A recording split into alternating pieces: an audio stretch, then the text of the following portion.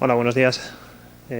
Bueno, supongo que ese sector de ahí me conoce seguro, que les doy clase y igual algunos me conocéis haberme visto por la universidad o incluso os habré dado clase en grado. Y gracias Álvaro por la presentación y a Fran, Álvaro y Aarón por la organización y por darme la oportunidad de presentar aquí algunas cosillas. Y había añadido una pequeña coletilla al título y describe un poco lo que quería contar en esta charla. Es la primera vez que doy esta charla tal y como la doy, así que bueno, a ver lo que resulta. Y lo que os voy a intentar contar es, y a la vez motivar, es por qué es interesante aprender cosas de matemáticas. Posiblemente es algo a lo que muchos de vosotros le tenéis miedo, en cierto modo. Me he encontrado con mucha gente que cuando viene al máster de gráficos tiene miedo a las matemáticas, y yo creo que es un miedo porque los profesores que habéis tenido a lo largo del instituto o incluso la universidad, yo creo que muchas veces no os han motivado correctamente en cómo se pueden usar esas mates. Y una cosa que realmente mola en el mundo de los gráficos, en el mundo de los videojuegos y la animación, es que el uso de las matemáticas te permite hacer cosas muy interesantes, y una vez que entiendes para qué sirven, pues entonces realmente merece la pena estudiarlas. He de deciros a los del máster que igual a vosotros os voy a motivar menos porque confío en que eso ya lo he conseguido. Pero bueno, espero que otros por lo menos igual le quitéis el miedo. No penséis que vamos a ver aquí matemáticas complejas, no va de eso la charla, solo de contaros, por ejemplo, en las cosas que ha mostrado Iván, aunque él lo ha ceñido a fluidos, yo lo voy a ceñir a temas de sólidos por no solapar, que veáis que de esas cosas muy fundamentales que habéis visto a lo largo de los años de matemáticas, qué papel juegan a la hora de hacer esas simulaciones. Bueno, antes de entrar a hablar realmente un poquito de mates, contar pues dónde se puede usar la simulación en el mundo de la computación gráfica y para qué aplicaciones. Iván ha dejado claro el uso en animación de la simulación de fluidos, pero hay más cosas. Y sin abandonar la simulación, sin abandonar la animación, aquí tenéis un ejemplo ya de hace unos años de este monstruo de Sully de la película Monstruos de Pixar.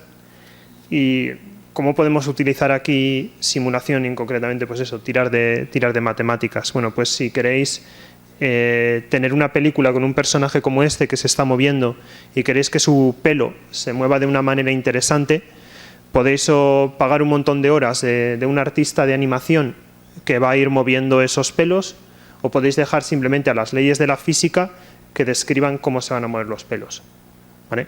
Al final los pelos es un movimiento más o menos secundario del comportamiento de este personaje, tampoco importa que sea súper exacto, súper realista, lo que queremos es que sea interesante. Y si hay cerca del 1.000.000 de pelos como tiene este personaje de aquí, pues imaginaros la carga de trabajo que habría en tener que controlar todo eso modelando cada fotograma de una animación. Es totalmente irrealizable. Sin embargo, si dejamos a la física que lo gobierne, pues igual encontramos algo que es bastante resultón. En videojuegos cada vez se está introduciendo más la utilización de simulación física. Iván nos ha dicho que bueno, los fluidos es algo que se está metiendo. Hay algunos videojuegos que ya tienen algo. El problema de meter simulación en videojuegos es controlabilidad de lo que está pasando.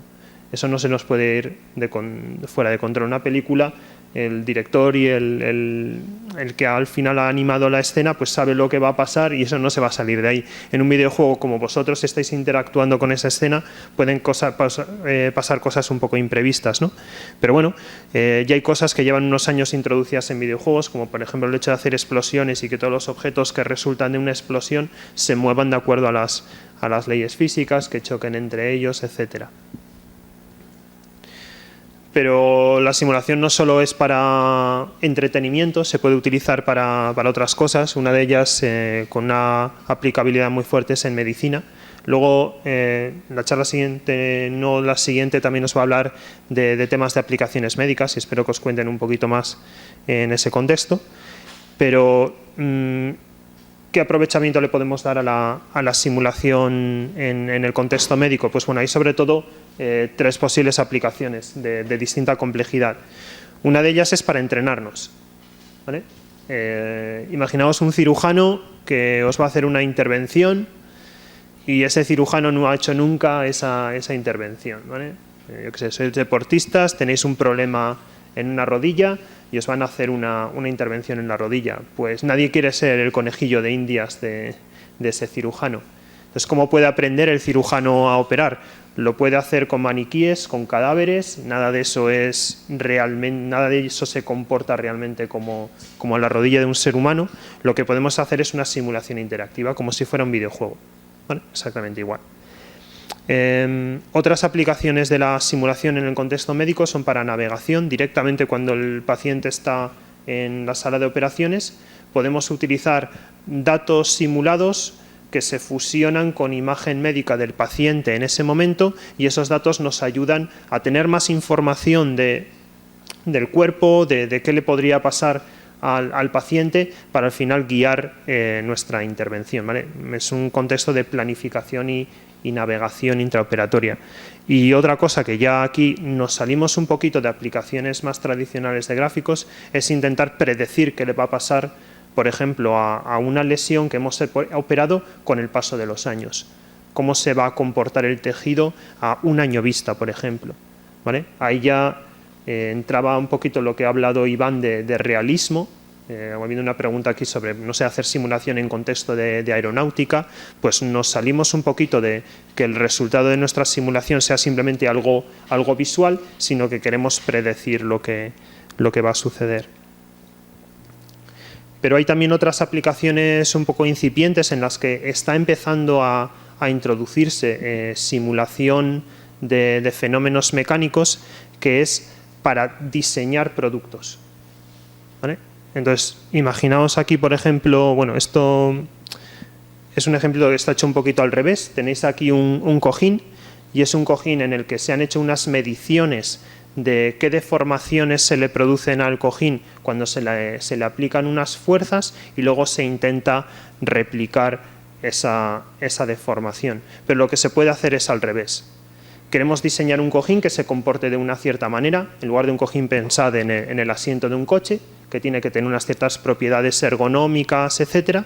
Entonces, nos basamos en la simulación para finalmente calcular cómo distribuir el material, etcétera, en ese asiento. Entonces, os voy a mostrar un ejemplito de un trabajo en el que participé hace unos años, que va en esta línea. Como veis aquí en el título, bueno, como veíais en el título, bueno, lo cuento así un poco. Lo que queríamos hacer en este caso era construir objetos deformables con una tecnología que quizás conozcáis de impresión 3D, ¿vale? Prototipado virtual o impresión 3D. Sabéis que se pueden hacer prototipos muy rápidamente simplemente imprimiendo material. La primera tecnología que surgió era de material rígido, ¿vale? Todos los objetos que se hacían así eran objetos rígidos, y simplemente se podía hacer un test un poco de forma, de apariencia, de ver si a los clientes les gustaba esa apariencia de ese producto. Pero ¿qué pasa si lo que queremos es algo deformable, como por ejemplo el asiento de un coche? Bueno, pues una manera de conseguir un prototipado rápido de algo deformable es mezclando una serie de materiales deformables. Entonces, en este trabajo lo que hicimos fue, primeramente, que es esta parte que tenéis aquí, hacer mediciones sobre unos pocos materiales básicos. En concreto eran 8 materiales, ¿vale? Entonces, veis aquí que los materiales tienen una serie de puntos, se les está aplicando fuerza con una probeta, y con técnicas de visión artificial capturamos la posición 3D de esos puntos. Entonces, sabemos ante una fuerza aplicada cómo se deformaba el material. Eso al final nos permite caracterizar el comportamiento de ese material, y hacemos lo mismo para los 8 materiales, ¿vale? Es la primera fase de aquí de mediciones, y luego hay una fase de tirar de un montón de simulaciones para ver cómo, combinando estos 8 materiales básicos, podemos generar materiales más o menos arbitrarios. Por ejemplo, materiales que nos describan ese comportamiento de ese asiento. Os voy a tirar un poquito hacia el final, es un vídeo un poco largo. Aquí tenéis una máquina que, bueno, no se ve muy bien, pero dentro se están imprimiendo capas de material. La impresión para que el objeto se sostenga tiene que ser por capas, pero en cada zona del objeto se está imprimiendo un material distinto según el comportamiento global que queramos conseguir. Y bueno, luego podemos hacer pequeñas tonterías, ¿vale? Como haber medido una chancleta de verdad e intentar hacer una chancleta por prototipado rápido que se comporte igual que la chancleta de verdad. Y bueno, pues luego nos la podemos incluso vestir y probarla, ¿vale? Esto es el primer trabajo que intentaba hacer algo así. No se habían hecho técnicas de cómo hacer prototipado de objetos deformables, entonces todavía cuando se hizo la tecnología estaba muy limitada en qué tipo de objetos se podían imprimir. Entonces la chancleta veis que es algo que se puede entender muy bien como que el material está creciendo hacia arriba. A día de hoy ha avanzado la técnica de impresión y nos podemos plantear imprimir otros objetos. Bueno, y con esto me salgo de la parte de introducción de posibles aplicaciones de la simulación en un contexto de computación gráfica y me meto un poquito con las mates, ¿vale? Y reitero, no voy a dar aquí una clase de mates, no pretendo hacer eso, pero igual le podemos quitar un poquito el miedo a tanta fórmula que normalmente la vemos sin más como una fórmula y no entendemos para qué sirve y nos motiva muy poco pues aprendernos sin más esa fórmula y aprender a utilizarla. A mí me gustaría que, por ejemplo, ya en el bachillerato, por ejemplo, incluso antes, si cuando la gente da clases de cálculo, por ejemplo, utilizase problemas del contexto de la animación, porque se pueden diseñar pequeños problemas, yo creo que eso motivaría mucho más a la gente para aprender este tipo de cosas. Bueno, pues voy a dar unos poquitos ejemplos de cosas muy básicas que habéis aprendido a lo largo de los años en mates, que estimo que muchas veces las habéis aprendido sin contexto, ¿vale? Y les vamos a dar un contexto en el mundo de la simulación, en concreto de la simulación mecánica. Entonces, hace ya porrón de años que todos vosotros veríais cómo resolver sistemas de ecuaciones, ¿vale? Aquí tenéis dos, pero se entiende que aquí puede haber más. Hay un par de variables, podría haber más, que son x e y, y queréis calcular el valor de esas variables de manera que se cumplan todas esas ecuaciones. Y os enseñaron métodos de sustitución, etcétera, para poder resolver esas ecuaciones. En mi opinión, ¿cuál era el problema?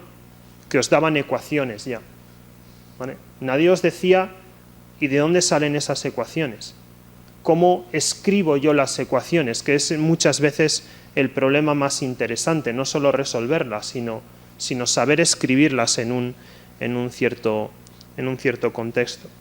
Entonces os voy a ir mostrando aquí pequeñitos ejemplos, ¿vale? Esto que veis aquí es una práctica que aquellos chicos de allí han hecho en el máster, ¿vale? Que al final lo que estamos haciendo de alguna manera es resolver unas pocas ecuaciones.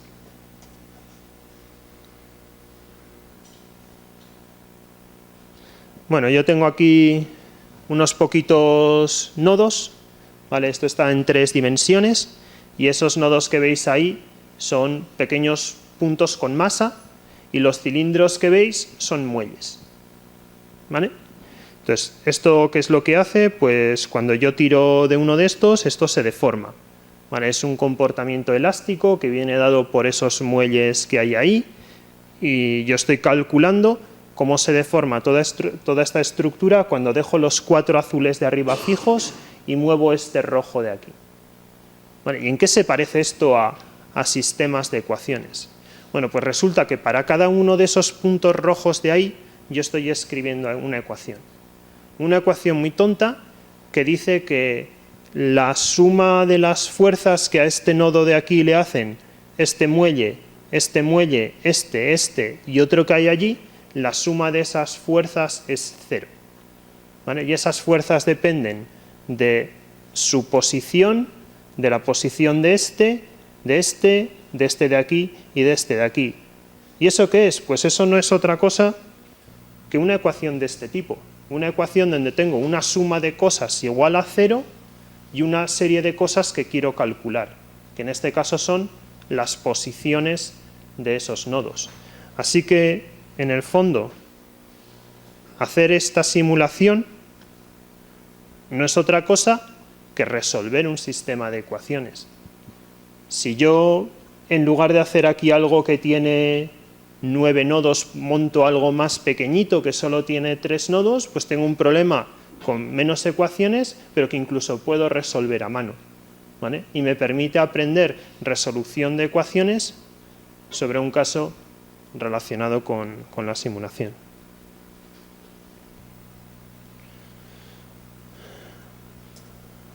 Bueno, otra herramienta de matemáticas que normalmente hemos aprendido de manera súper abstracta.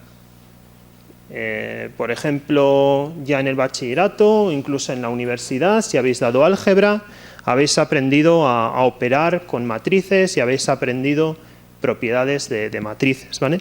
Yo aquí tengo arriba un producto matriz por vector igual a vector, y yo sé que puedo calcular U, por ejemplo, si hago la inversa de esa matriz, y nos habrán enseñado cómo se calcula la inversa de una matriz, cómo se hacen los productos, etcétera, ¿vale?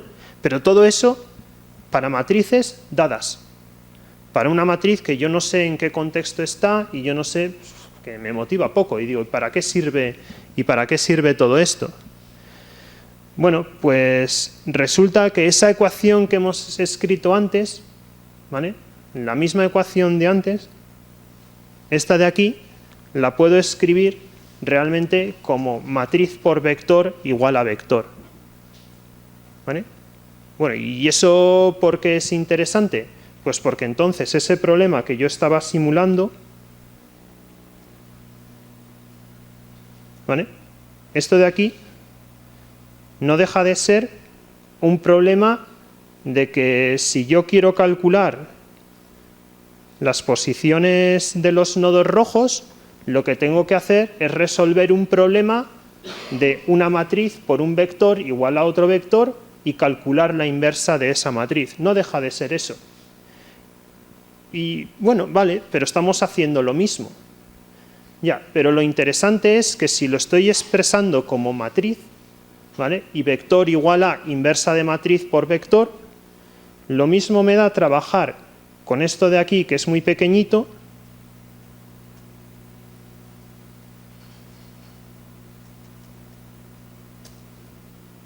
que trabajar con algo que es mucho más grande, pero que la ecuación que yo tengo que calcular es exactamente igual. Yo tengo que el vector de las posiciones de nodos rojos, ¿vale?, se va a calcular invirtiendo una matriz y multiplicando por una serie de cosas que yo conozco, ¿vale? Entonces, aquí, por ejemplo, ¿vale?, tiene cabida todo este tema de trabajar con matrices, trabajar con vectores, etcétera. ¿Y qué es lo realmente interesante? En mi opinión, como os decía antes, lo realmente interesante, yo no creo que es tanto aprender a operar con esas matrices, sino muchas veces saber escribir la matriz. Entonces, si estamos trabajando con un problema concreto, nos pegamos con aprender a escribir la matriz. Y luego ya nos pegaremos con resolverlo, porque si no nuestra simulación no va a funcionar, ¿vale? Pero tenemos la motivación de hacer que esto funcione.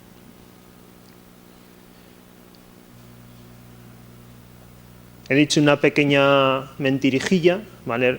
Y eso resulta que para calcular aquí U ni siquiera hace falta invertir la matriz, hay otros métodos que lo hacen más fácil. Pero si estoy simplemente aprendiendo esto de una manera abstracta, sin aplicación, digo, ¿y para qué me importa aprender si hay algo más rápido? Bueno, pues si esa simulación que yo os he puesto va lenta, no es interactiva, no puedo jugar con ella, entonces sí que tengo la motivación de aprender un método que haga esto más rápido, ¿vale? Bueno, siguiente herramienta, ¿vale? Seguro que todos la habéis visto, supongo que en el bachillerato, quizás también en la universidad, calcular derivadas. Y me apuesto lo que sea que cerca del 100%, si no el 100%, también habéis aprendido a hacer esto de manera completamente abstracta. Os daban una función y ahora teníais que aprender un montón de reglas para ver cómo calcular la derivada de esa función.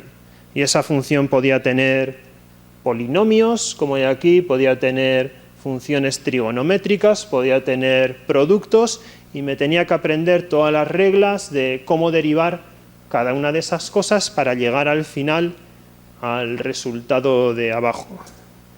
Bueno, pues en mi opinión, enseñar derivadas en este contexto es el mayor pecado, de todo lo que estamos viendo, para mí es el mayor pecado de la enseñanza de mates en bachillerato y posiblemente en la universidad. ¿Y por qué? Pues igual por el tipo de trabajo que hago, resulta que la derivada es algo que me parece súper útil, ¿vale? Y aprenderla sin contexto, pues digo, pues no me motiva mucho. Pero si aprendo realmente para qué me sirven estas derivadas, pues igual me motiva bastante más aprender a hacer esto y aprender a hacerlo bien. Bueno, voy a aprovechar para contaros esto de las derivadas tirando un poco para el terreno, tirando para casa, ¿vale? En el contexto de, por ejemplo, un proyecto europeo en el que estamos trabajando, y os explicaré un poquito, bueno, y dónde juegan ahí un papel las derivadas. Juegan muchos papeles las derivadas, pero os contaré alguno de ellos. Este proyecto en el que trabajamos se llama WearHub, lo dirige la Universidad de Siena en Italia, participamos 10 universidades europeas en él. Álvaro, que ha hecho la presentación, trabaja en este proyecto, así que también os puede contar mucho. ¿Y qué queremos hacer en ese proyecto? Bueno, pues esta persona que veis aquí lleva algo puesto en los dedos. Eso que lleva puesto son unos pequeñitos dispositivos que le van a aplicar fuerzas en los dedos. Le van a permitir deformar los dedos y al final nos va a permitir sentir tacto virtual, ¿vale? Lo mismo que los auriculares que lleva puesto Iván le permiten oír música, o si ahora yo me pongo unas Google Glasses me permite ver algo aquí delante. La idea de estos dispositivos es que me permitan tocar cosas, y la novedad respecto a otras cosas que se han hecho es que yo voy a vestir estos dispositivos, ¿vale? Como me he visto los auriculares o me he visto las gafas. Voy a poder tocar cosas simplemente vistiendo unos dispositivos. El rol que jugamos nosotros en este proyecto es simular el tacto humano, simular cómo se deforma la piel, simular las fuerzas y deformaciones que existen cuando tocamos cosas, de manera que si hacemos una simulación, nosotros podemos luego decirle a ese dispositivo qué fuerzas tiene que aplicar al usuario que lo está vistiendo. ¿Vale? Bueno, ¿y qué papel juegan aquí, por ejemplo, las derivadas? Bueno, antes de eso os voy a mostrar otro ejemplo. A ver, aquí. Vale. Hemos visto que las matrices eran algo muy interesante y que nos permitían resolver ecuaciones, pero esas ecuaciones en el fondo son unas ecuaciones que no nos sirven para hacer mucho en el mundo real. Son ecuaciones que se llaman lineales, y a aquel sector ya le empezarán a sonar cosas en las que insisto mucho. Bueno, la linealidad es algo que nos permite hacer cosas fácil. ¿Qué quiere decir lineal? Lineal quiere decir que si yo aprieto algo, por ejemplo, ¿vale? Me aprieto la piel y aprieto con una fuerza de 1 newton y se deforma 1 milímetro. Algo lineal, si yo aprieto con 2 newton, se deforma 2 milímetros, etcétera, ¿vale? Al doble de fuerza se deforma el doble. Y eso permite resolver cosas, por ejemplo, con matrices, y resulta fácil resolverlo. Entonces, ¿qué pasa si nosotros describimos algo mediante fuerzas lineales? ¿Vale? Aquí vais a ver una viga que se va a deformar por su propio peso, ¿vale? Está atada en este lado de aquí. Y aquí vais a ver cómo se comporta esta viga si yo tengo ese tipo de fuerzas. Fuerzas que a doble de deformación, la fuerza es el doble. Bueno, pues a esta viga le pasa esto.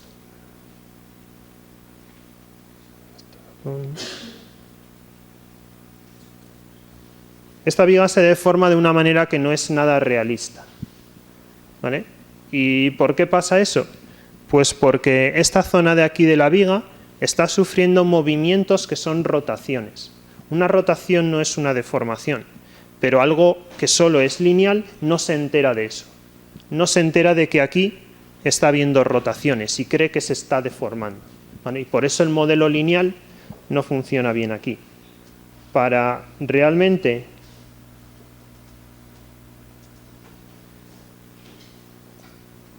describir mejor el comportamiento de la deformación de esta viga, tenemos que empezar a usar modelos no lineales. No lineales es que a doble de fuerza eso ya no se ha deformado necesariamente el doble, ¿vale? Y no tenéis que ir muy lejos para encontrar algo así. Vuestra propia piel, ¿vale? Presionad vuestra piel, presionad un poquito y la yema de los dedos se deforma un montón. Presionad el doble, eso deja de deformarse ya el doble. Llega el momento que presiono mucho y la piel ya no se deforma. El mundo real es así, el mundo real es no lineal. Y eso pasa en deformaciones, pasa en los fluidos que os ha enseñado Iván, etc. Bueno, pues aquí tenéis uno de los trabajos, por ejemplo, que está haciendo Álvaro, en simulación de la piel, y lo que pasa si el modelo que estamos utilizando para describir la piel es un modelo lineal. Y veis dos artefactos muy serios. Allí a vuestra derecha veréis que el dedo se está comprimiendo excesivamente y eso no parece para nada realista, ¿vale? ¿Qué tipo de modelo hemos usado? Uno que con poquita fuerza se deforma como un dedo real, pero si presionamos mucho deja de deformarse como un dedo real. Otra cosa que veis aquí es que cuando deslizamos sobre la mesa, ¿vale?, tenemos fuerzas de fricción que hacen que al final todo el dedo se deforme y se colapse sobre sí mismo, de nuevo, porque llega un momento que el modelo es demasiado blando, cuando debería tener en cuenta la no linealidad de la piel de verdad.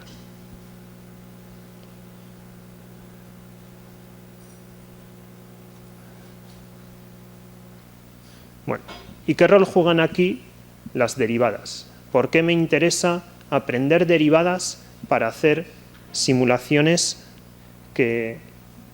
Perdón, que tenía que enseñaros, quería enseñaros este. Aquí, en lugar del modelo lineal, estamos utilizando un modelo no lineal, que el dedo, como veis por ejemplo en la derecha, al principio se deforma, pero luego por mucho que presionemos ya no se comprime, sino que se comporta más realista, y este de aquí, incluso cuando estamos deslizando, se comporta también bastante realista, ¿vale? Pues, ¿qué rol juegan las derivadas? Bueno, pues esta curva de aquí es una curva cualquiera no lineal, ¿vale? Y espero que esto, al menos, si os la hayan enseñado en matemáticas, que la derivada tiene un sentido geométrico. Y ese sentido que tiene es que la derivada es la tangente a esa cosa no lineal en cada punto, ¿vale? Si yo calculo esa fórmula de la derivada, que era una fórmula, me la han enseñado como algo abstracto, realmente lo que estoy calculando es esa tangente. ¿Y por qué es eso interesante? Pues porque si me muevo poquito respecto a ese punto azul, describir esa función mediante la tangente es una muy buena aproximación de la función de verdad. ¿Y esto es interesante para hacer simulación? Pues el sentido en el que es interesante es que este punto es un fotograma de una simulación. Y cuando yo lo que quiero calcular es simplemente el siguiente fotograma, yo me habré movido poquito respecto a ese punto, ¿vale? Con lo cual, la aproximación lineal es una buena aproximación y me permite calcular algo muy parecido a lo que tendría de verdad. Entonces, realmente cuando estamos haciendo simulaciones de cosas que intentan ser realistas, estamos linealizando todo el rato y luego resolvemos ecuaciones. Cogemos un fotograma, calculamos derivadas, resolvemos. Siguiente fotograma, calculamos derivadas, resolvemos ecuaciones. Siguiente fotograma, calculamos derivadas, resolvemos ecuaciones. ¿Vale? En pocas palabras, eso es el secreto de hacer una simulación física. Calcular derivadas, resolver ecuaciones. Siguiente fotograma, calcular derivadas, resolver ecuaciones. Jolín, si es útil la derivada. Bueno, pues aquí tenéis otro vídeo, ¿vale? Hecho usando derivadas para calcular ese modelo, le voy a llamar linealizado, del comportamiento de la piel, y realmente entonces sí que conseguimos describir la no linealidad de la piel y se comporta de manera realista. Y lo que nadie intenta hacer es intentar resolver las ecuaciones no lineales, porque es demasiado complejo.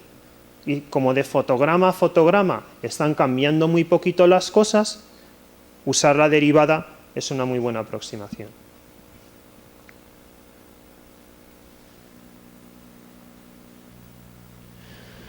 Bueno, siguiente herramienta de matemáticas. En su momento, posiblemente después de aprender derivadas, porque se usaba, os enseñarían a calcular máximos y mínimos.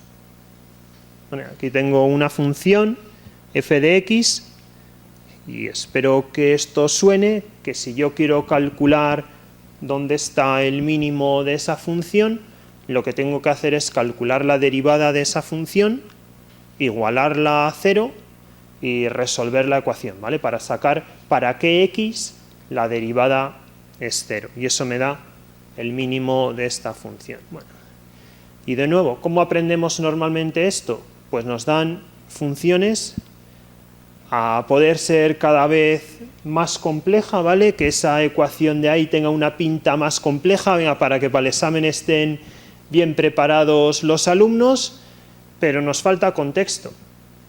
¿Y esto para qué me sirve?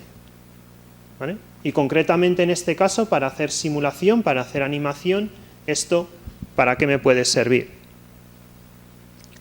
Bueno, pues hay un montón de usos de calcular máximos y mínimos. Os voy a contar alguno, de nuevo voy a barrer para casa y lo voy a contar más relacionado con las cosas que hacemos.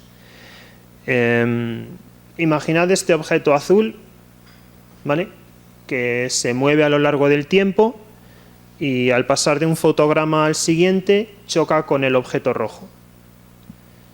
La simulación, en principio, si los tratamos cada uno por su cuenta, no se entera de eso, ¿vale? Pero nosotros lo que queremos es que esos objetos no interpenetren uno con otro.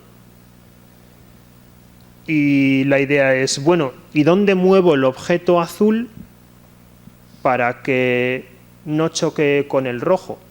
Lo puedo mover a un montón de sitios. Lo que podría hacer es ver cómo se ha movido el objeto azul y cuando haya llegado a tocar con el rojo, lo dejo ahí. ¿Vale? Pues eso no es lo mejor que podéis hacer. Lo mejor que podéis hacer es calcular la posición del objeto azul como aquella que minimiza la distancia a la que tendría sin una colisión. ¿Vale? Así que resolver contactos entre objetos en una simulación, en el fondo, no es más que resolver un problema de máximos y mínimos. Voy a calcular dónde poner ese objeto azul de manera que la distancia sea mínima. ¿Vale? Así que, ¿qué es lo que tengo que hacer? Derivar, escribir una ecuación y resolverla. ¿Vale? Incluso este problema de responder a colisión no se distingue de eso que hemos estado viendo hasta ahora. Y os muestro aquí unos ejemplos donde en todos ellos la simulación del objeto que se está deformando se está calculando resolviendo un problema de máximos y mínimos. Aquí tenéis varios, uno de ellos con una superficie de un caballo. En este caso tenéis un problema de calcular simulaciones de telas. Y ahora os menciono otro que también es interesante porque aquí hay otro nuevo problema de máximos y mínimos que se está resolviendo. ¿Vale? Además de calcular dónde están los objetos de manera que se acerquen lo más posible a las configuraciones que tendrían sin colisiones, hay otro efecto muy interesante que se ve aquí, y que es la fricción entre los objetos. ¿Vale? Si entre los objetos no hubiera fricción, estos objetos deslizarían infinitamente, ¿vale? Como si esto estuviera todo hecho de hielo, por ejemplo. ¿Vale? Sin embargo, veis que los objetos acaban posicionándose unos sobre otros y a veces parece que deslizan, paran, vuelven a deslizar un poquito. Eso lo está consiguiendo el modelado de fricción en esta simulación. ¿Y qué es modelar fricción? Pues modelar fricción no es más que resolver de nuevo un problema de máximos y mínimos. ¿Cuál? Vamos a hacer que cuando dos objetos chocan y tienen una velocidad relativa, que están deslizando uno sobre otro, vamos a intentar minimizar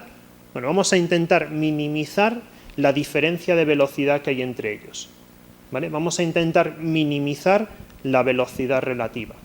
Entonces, resolver fricción, de nuevo, es un problema de máximos y mínimos. Cambiando ese problema un poquito, se consigue hacer incluso adherencia. ¿Vale? También se puede resolver como un problema de máximos y mínimos.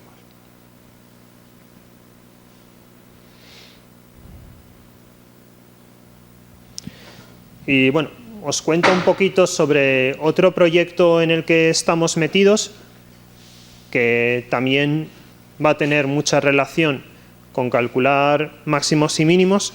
Este proyecto se llama Animetrics y lo que estamos intentando hacer en este proyecto es describir el comportamiento del mundo real, que, por ejemplo, toda la turbulencia, todas las burbujas que aparecen al verter agua en un vaso, que tiene un comportamiento complejo, no lineal, que lo represento por esa curva compleja que veis ahí. Voy a intentar describir eso utilizando modelos simples, modelos, por ejemplo, lineales, que es lo que intento describir con la última gráfica que veis ahí. ¿Y qué tiene de interesante el proyecto? Que para saber qué modelos lineales utilizar y para saber cómo combinarlos, lo que vamos a hacer va a ser grabar movimientos del mundo real para luego calcular aquellos modelos de allí. ¿Y por qué es esto un problema de máximos y mínimos? Porque aquellos modelos de allí son modelos que tienen unos parámetros.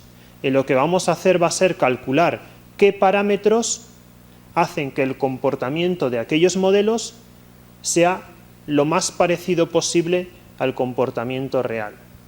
¿Vale?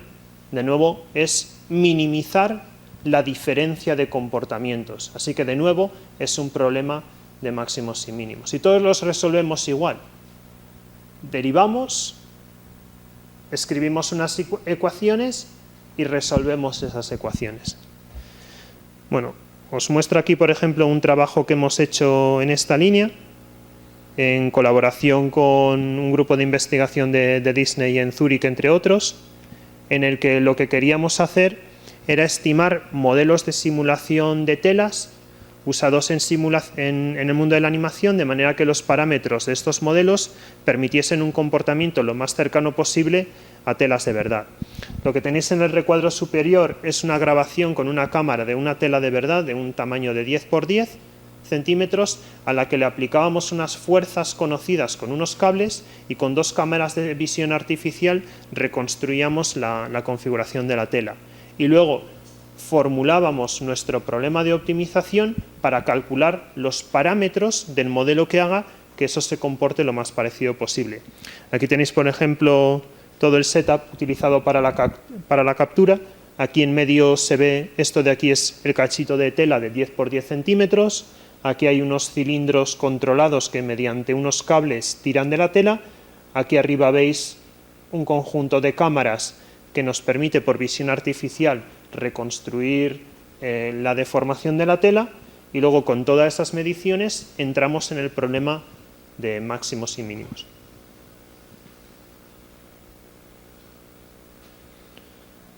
Entonces aquí tenéis, por ejemplo, todos los tipos de deformaciones que estábamos capturando, y esto es lo que nos permite luego formular el problema de minimización. Aquí veis, por ejemplo, unos cuantos resultados. Esto de aquí es la deformación capturada, esto es la animada, y aquí en estos plots de aquí, en azul, veis datos capturados y por aquí en medio viene lo que nuestro modelo es capaz de hacer una vez que hemos resuelto el problema de máximos y mínimos.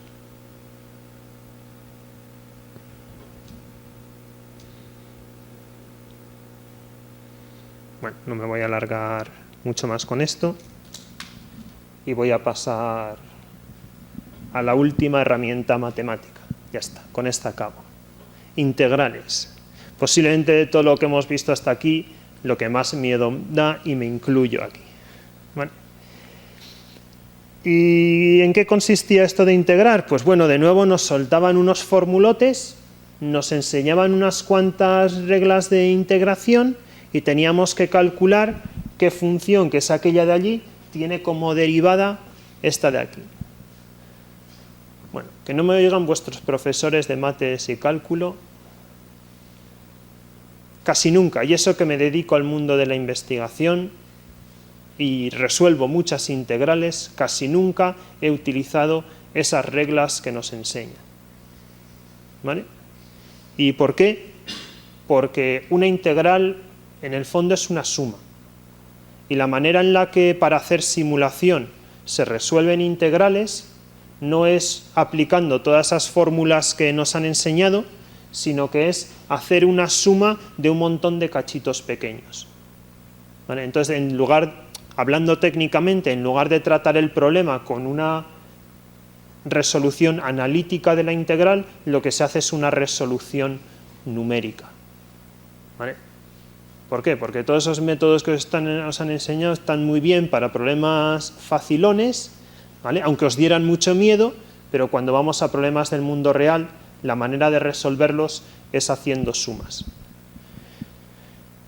Y bueno, pues lo voy a juntar todo. Os voy a contar un proyecto de investigación que hemos hecho donde juntamos absolutamente todas estas herramientas de las que he hablado. Y es un problema de simular fractura. Y cómo entra en juego todo eso si quiero simular fractura. Pues la manera en la que lo habíamos hecho es la siguiente. Imaginad aquí una situación donde tenemos un caballo y le pegamos un impacto con una bola y ese caballo se deforma como resultado de ese impacto. ¿Vale?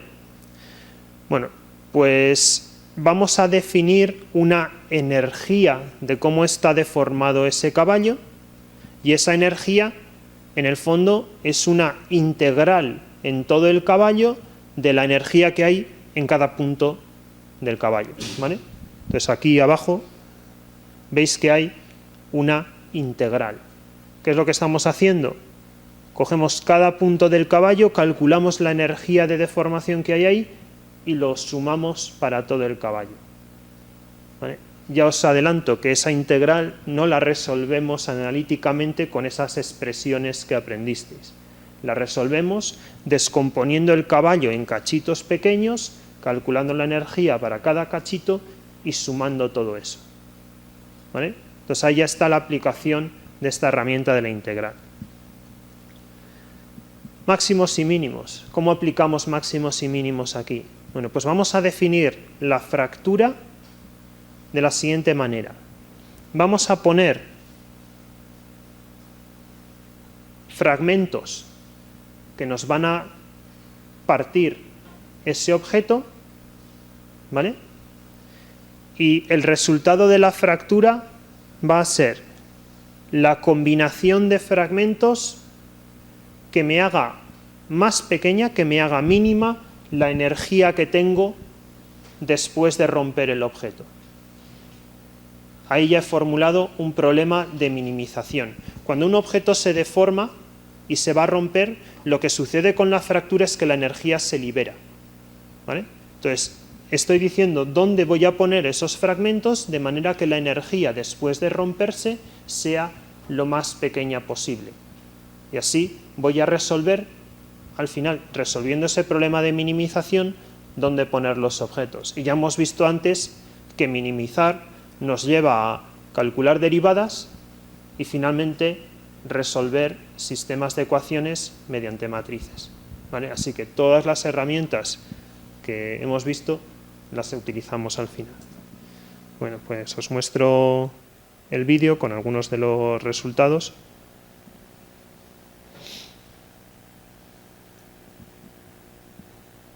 Entonces aquí veis, por ejemplo, cómo varía la fractura cuando sometemos el caballo a distintas configuraciones, que es lo que debería, según dónde se produce el impacto, según lo fuerte que es el impacto.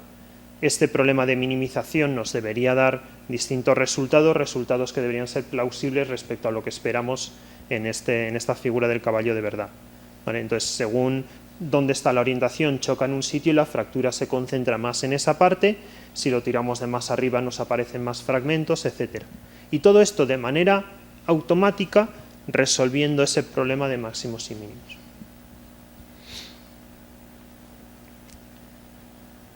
Lo interesante muchas veces de estos modelos es que al artista le queremos dar la opción de controlar lo que hace el modelo. Así que añadiría un poquito a una respuesta, a una pregunta que le habéis hecho, Iván, de hacia dónde puede ir la industria. En mi opinión, lo que siempre es importante en la industria de animación es dar controlabilidad a los artistas. Y controlabilidad puede ser que con unos pocos parámetros que ellos consigan el resultado que quieren, y otra es, por ejemplo, que si hacen simulaciones enormes como las que os ha mostrado Iván, esas simulaciones tardan mucho. ¿Cómo puedo, con una simulación pequeñita, intentar predecir cómo se va a comportar la simulación grande? Eso, por ejemplo, es algo que yo creo que la investigación y la industria debería tender a resolverlo. Y bueno, aquí ya aparecen más cosas, como por ejemplo luego lo que utilizamos en el proyecto fue precalcular un montón de simulaciones para luego hacer las simulaciones de verdad más rápido y ver que en la simulada y la, digamos, aprendida se parecía el comportamiento. Pero bueno, lo dejo corriendo y con esto acabo. Espero haberos motivado un poquito a aprender un poco más de mates, que yo creo que son muy útiles. Y no sé, espero que la gente cambie el chip y las enseñe de otra manera, aunque ahí no puedo hacer mucho. Bueno, muchas gracias por vuestra atención.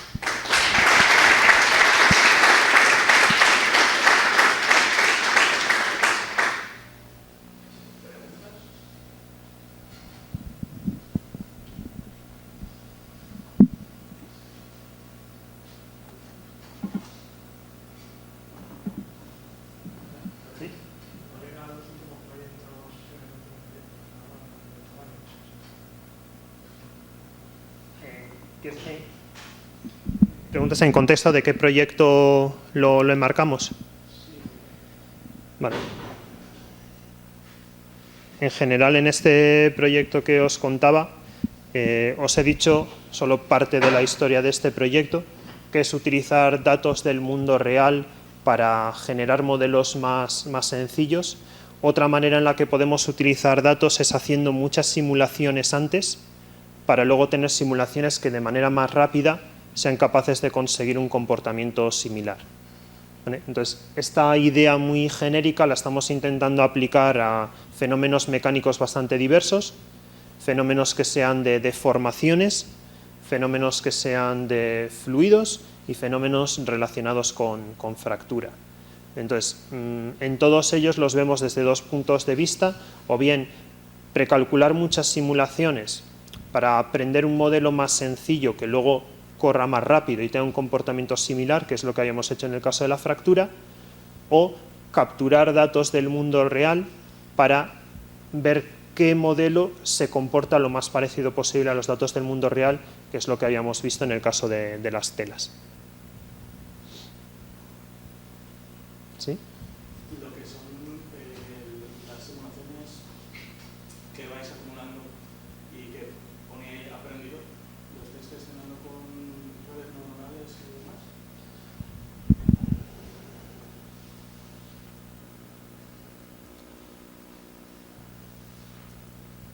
máximos y mínimos. Al final, lo que tú le has llamado redes neuronales, al final lo importante es cómo resolvemos el problema de máximos y mínimos.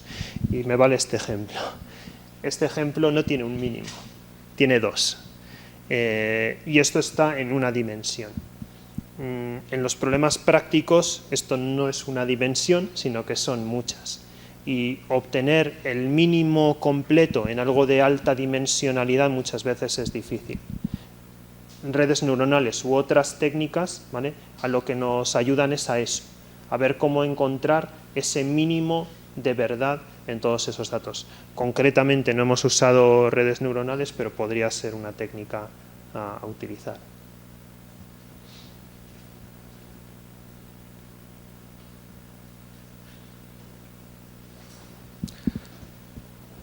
Bueno, pues nada, si no hay ninguna pregunta más. Gracias de nuevo y que lo paséis bien en estos días.